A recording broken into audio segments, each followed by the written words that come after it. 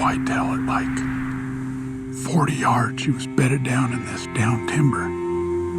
I wish I'd have just taken it a little bit slower, because I might have gotten a shot at her. And then she jumped up. She wasn't real spooked. She jumped up and just kind of trotted off over this ridge. So I'm going to ease up to that ridge real slow. See if maybe she stopped on the backside.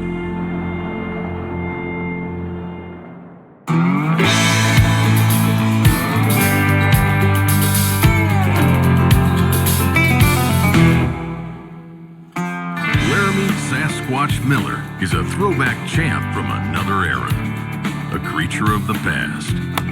This hunter, father, figure of the West, is a man of the mountains with a calling to fulfill. Join him on the trail, presented by Case Knives. So I just jumped that deer. She was bedded down behind that log. And I followed her up her, and I'm pretty sure she didn't go very far. So I'm just gonna sneak right up to this edge to where I can look over. It gets pretty steep, but I'm hoping she's just right there.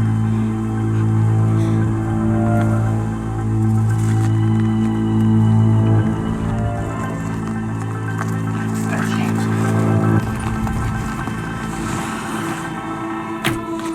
Oh! I hit her.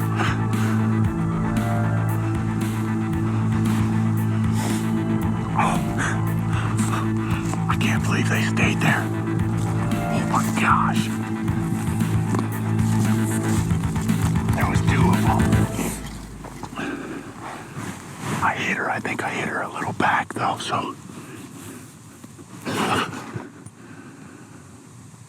Hey, guess what? There's my big game animals I've been talking about the whole time.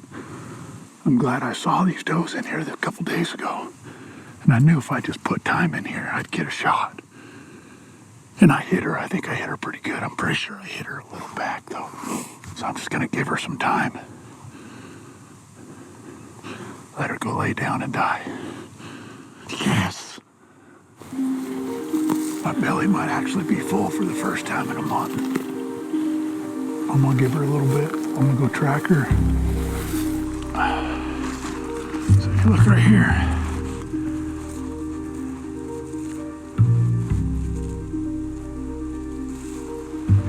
I've got pretty good blood,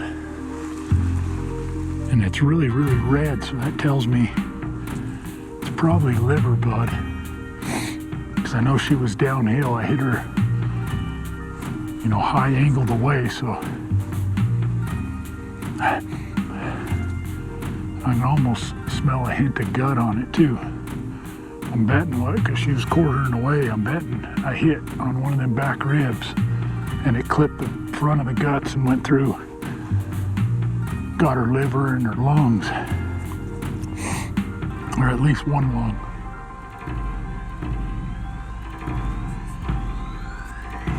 It's definitely a killing shot.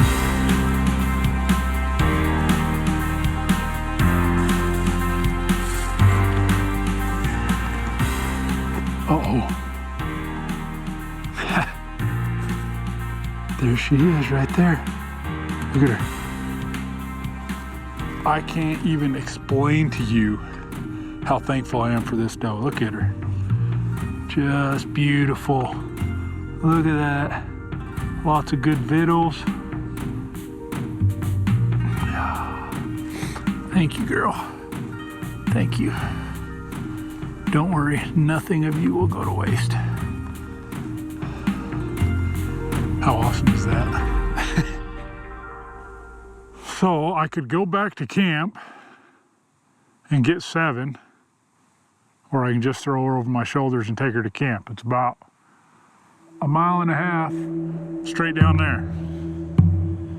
I don't feel like walking up here twice, so I'm gonna throw her over my shoulders and go. There we go. Now she'll be a backpack.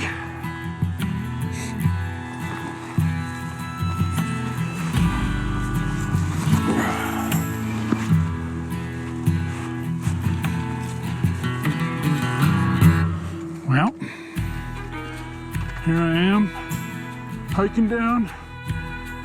And guess what? I got a deer backpack.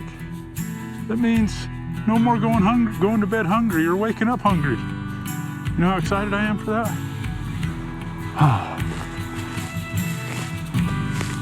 Pretty awesome.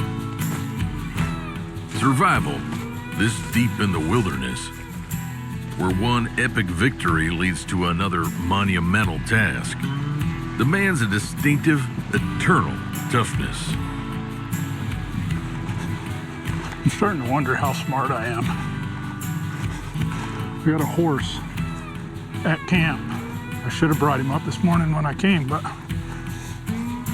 I didn't. Good thing I'm a Sasquatch.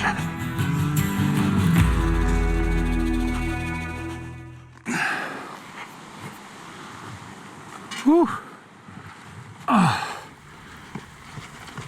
Just got back to camp with my doe. I think what I'm gonna do is I'm going to just put a pole here on the side. A lot of people would be worried about bears. I hope bears don't come in, but I got a horse to alert me and I'm right there. And I don't want a bear to get after my meat, so I'm gonna hang it right here close to camp. What I'm gonna do is I'm gonna build a little cellar over here so that all the meat that I get from her, I can keep in there, keep away from birds, keep away from critters, and it can be stored in a little cellar. Then I'm gonna build me a smokehouse and I'm gonna start smoking meat. I'm gonna make jerky, I'm gonna make pemmican. But you know what I'm gonna eat tonight? I'm gonna eat me a big old fat tenderloin. Maybe 2 of them, probably 2 of them. I can't tell you how thankful and excited I am to have this doe.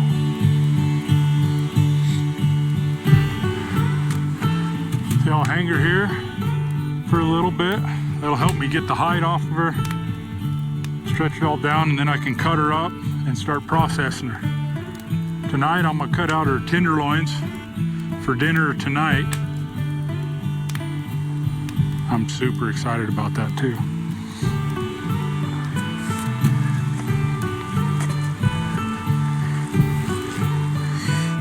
There's one. Look at that yummy tenderloin. Perhaps Walt Disney was right when he said, happiness is a state of mind. So if you look here, I talked about making my little brick oven the other day, but I didn't show you. If you look, so I've got it on top, but if you look right down here, you see how I can feed wood into it that goes directly underneath that rock, and it heats the entire rock so it cooks evenly, so it's not just hot on one edge.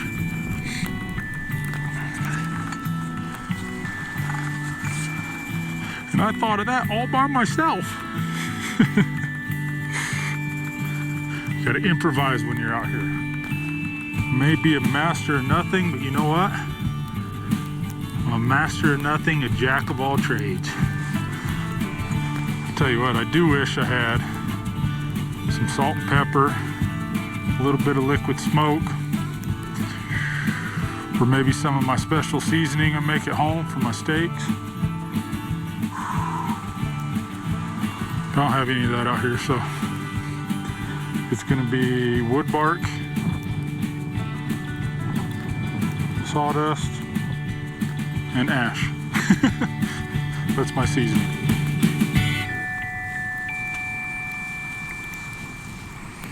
Oh man, look at that. Yeah, buddy. Oh man. Let's see here. Look at that. Mm-hmm. Oh.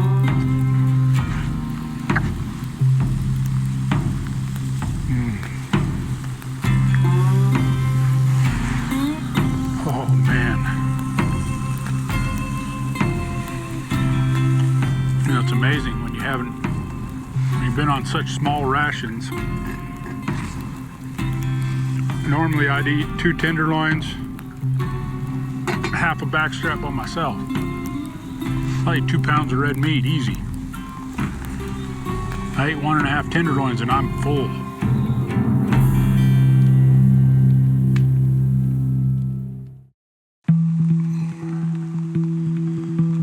It's raining. Not very hard yet, but it's raining. I'm guessing it's probably gonna turn to snow. It can do whatever it wants because I got food, I got my shelter. I can weather the storm. Go ahead and jerk this hide off. Throughout recorded history, humans have been utilizing animal skins as raw materials for shelter, clothing, furniture, and of course, weapons. You know, I try to go somewhat slow when I'm skinning these, just so I can keep a majority of the meat, and it makes my fleshing that much easier. You know, so I'm trying to keep this hide as clean as I possibly can.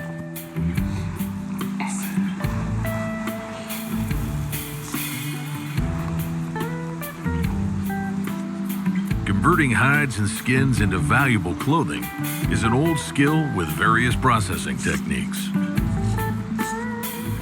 Despite the wonders of modern-day synthetic materials, there's just no replacing fine quality leather. Animal skins are also found in foods, cosmetics, and medical prosthetics. So as you can see, I got this hide hanging up right here behind me. It's out of the rain, so it'll start drying. It's not gonna dry very fast in this moist weather, but it'll start drying. I'm gonna go ahead and cut some backstrap out, cook up breakfast. Hopefully the rain will move out so I can get to work. Either way, I got meat and lots of work in front of me, but I got meat. Typically, a hunter can yield 40 to 50 pounds of venison from an average-sized doe. So if you look right there, you see all that silver stuff? That's sinew. So I want to be very careful and just poke through like so. Like that. Just slightly tilt my knife up. Just slightly. I'm cutting into the meat, but yeah, just slightly, like so. See, it's not real big. There's lots of places to get sinew, and I'll show you many places, but if you look, that's as good enough for now. I'll dry it out. I'm gonna hang it inside my cabin and dry it out. And then when it dries, just like I was showing you with that cedar bark, you can rub these together and they'll come apart and you'll have little strands. You know, you can use them for sewing, you can use them to make bowstrings, you can make cordage out of them. I mean, it's pretty amazing and super strong. Hang it right there. Look at my hide.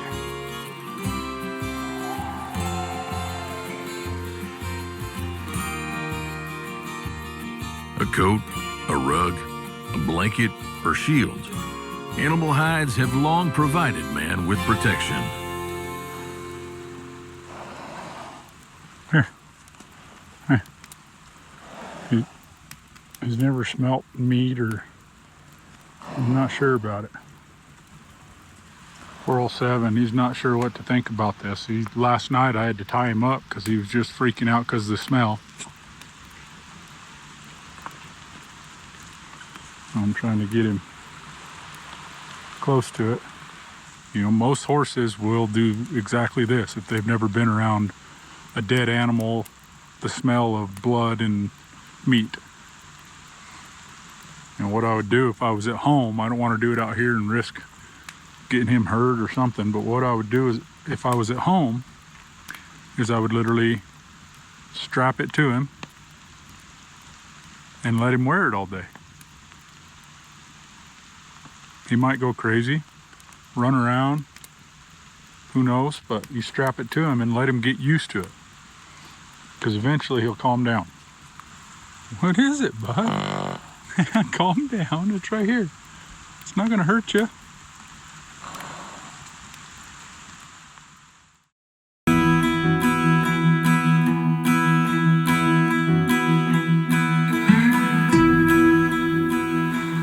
So, what I think I'm gonna do is I'm gonna get a bunch of logs, and if you look right here,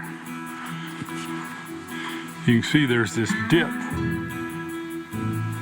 It's almost a ditch. And right here, I'm gonna line some more rocks, just right here. And then I'm gonna keep stacking rocks on that. And then I'm gonna get logs and put a roof over the top of it. I know you guys can't really envision it right now, but it'll essentially have rocks on two sides. I'm gonna lay the bottom with pine boughs to keep that meat up off the ground so air can circulate. And then I'm gonna lay a big roof over the top that I can lift out of the way. Use some cord and tie it all together. And that's gonna be my lid. And that way I can have my meat under there. I don't gotta worry about birds getting it. I'm gonna bear if he really wants to. He can get into it, but it's gonna take him a little bit and I'll hear him.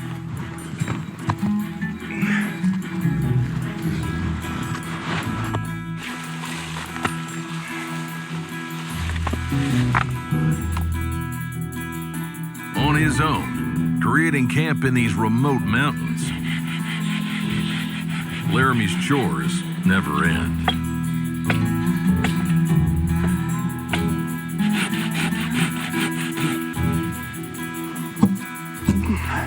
Using the natural cooling and insulating properties of the earth, he's designing a traditional root or meat cellar out of rocks, branches, and logs to store his fresh game. And now I got my cellar about halfway built.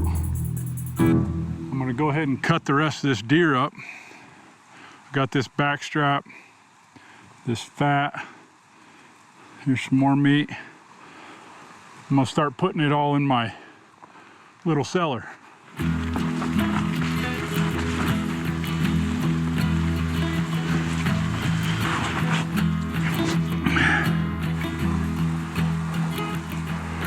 So I'll take meat like this, both these flank steaks, and there's a lot of fat right there. So you can see the fat that I can render down. If you look at how thick that fat is. I can render all that down and make oil. So I'll take all this. This is all fat too that I can render down.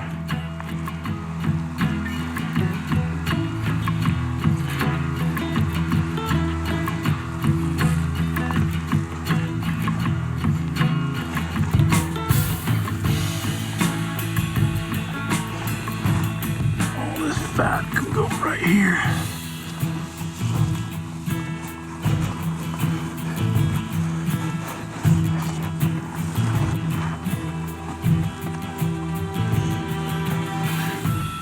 Another front shoulder. Look at that. Lots of good victuals there. And I'll take this. Just cut it right here. Cut the rest of the meat off of that to store it. Look, all I got is the hindquarters left.